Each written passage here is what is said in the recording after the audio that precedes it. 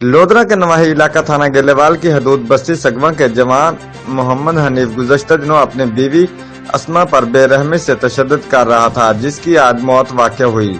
اطلاع ملتے ہی تھانہ گیلےوال کے SHO ملک محمد مبشر علی اوان پولیس کی بھاری نفری کے ہمراہ جائے واقعہ پر پہنچ گئے اور ملزم محمد حنیف کو گرفتار کر لیا اور لاش کو تحویل میں لے کر پوسٹ مارٹم کے لیے ڈسٹرکٹ ہیڈ کوارٹر ہسپتال لودھرا منتقل کر دیا۔